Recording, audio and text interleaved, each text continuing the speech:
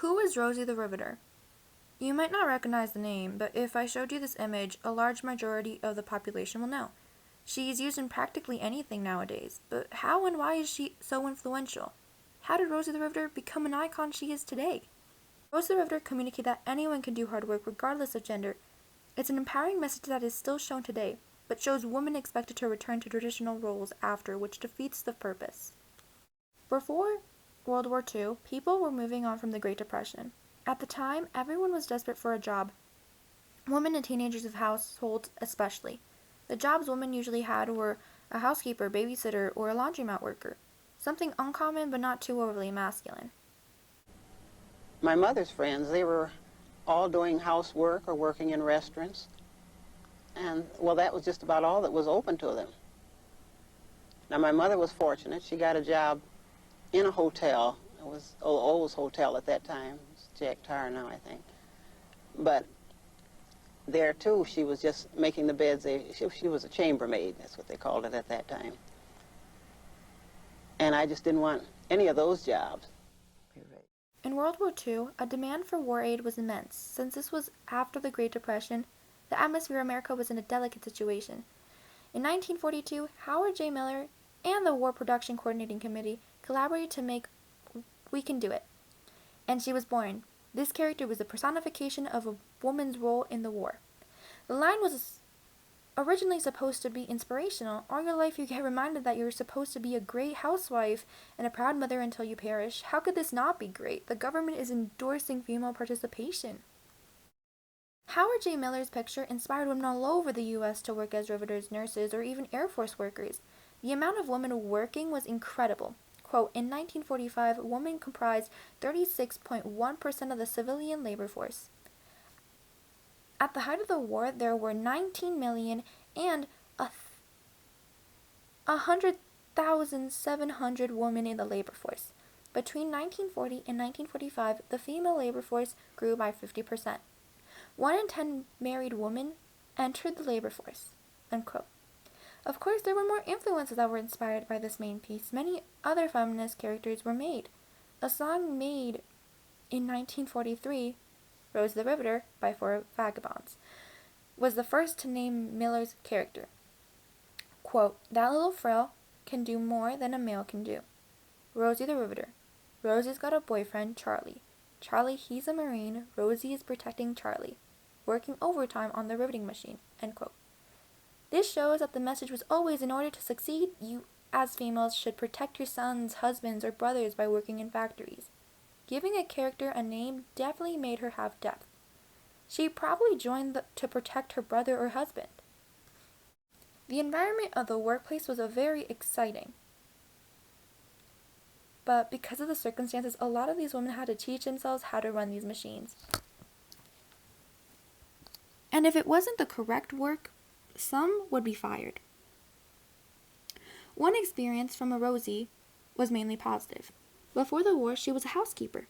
You can tell she's proud by her accomplishments. This has to be the first start of feminism, at least the seeds of it. Rosie's made it possible to be as strong as a man, and they thought they were even better than men. Before we got the knack of it, because for one thing, women's hands weren't as big and clumsy as men. We had to grind our own tools, so therefore it was easier for us to know when to stop grinding, how to take the machine loose. We had more of a subtle touch with it. Really, I mean, we did better than the men.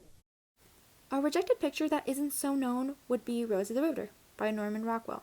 This concept is a little more concrete.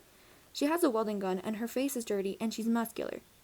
People who read the magazine on May 29, 1939 were not too happy about this portrait because she was too masculine. You can tell that even though a lot of factories were hiring women, the stereotype was still feminine, petite, and hardworking girls. This message of a messy and strong and independent woman was looked as not the social norm.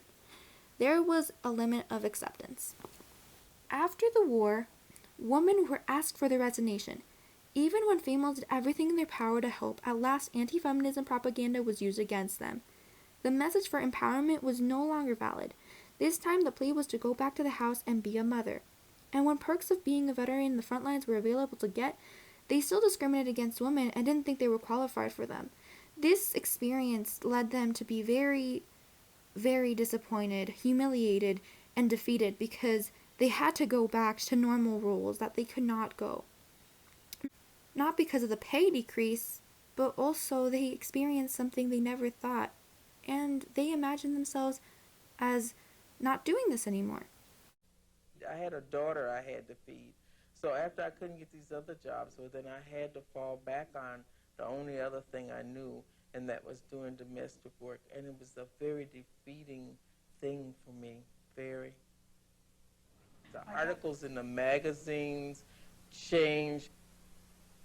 They start telling you how to cook things that took a long time. You know, during the war, they was telling you how to cook dishes that you could cook quick and get on to work. Now they were telling you how to cook dishes that took a full day.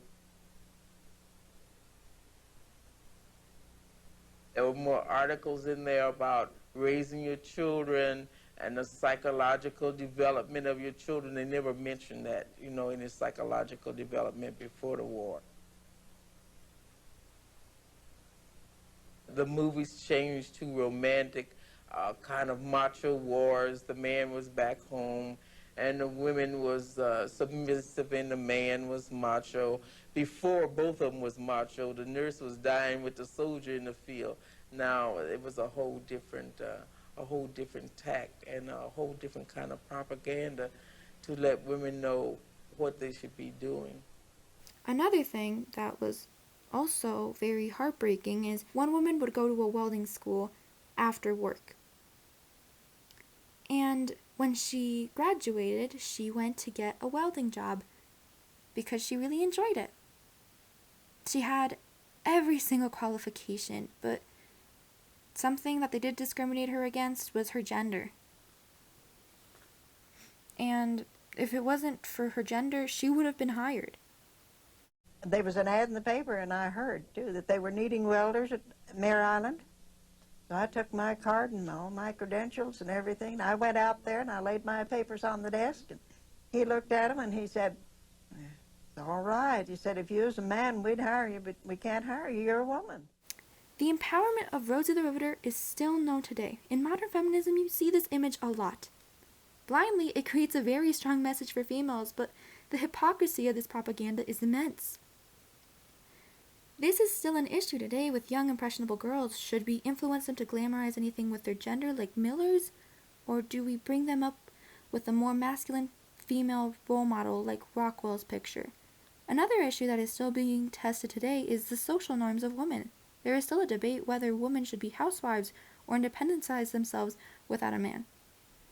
Rose the Riveter was one of the first leaders for feminism. Of course, it all became the same after World War II. But this had a different generation of females who questioned the traditional views. This very much impacted the way these girls, or, females, looked at certain propaganda now, since they themselves had the experience. This has to be the one and first looks of feminism and definitely more women's rights.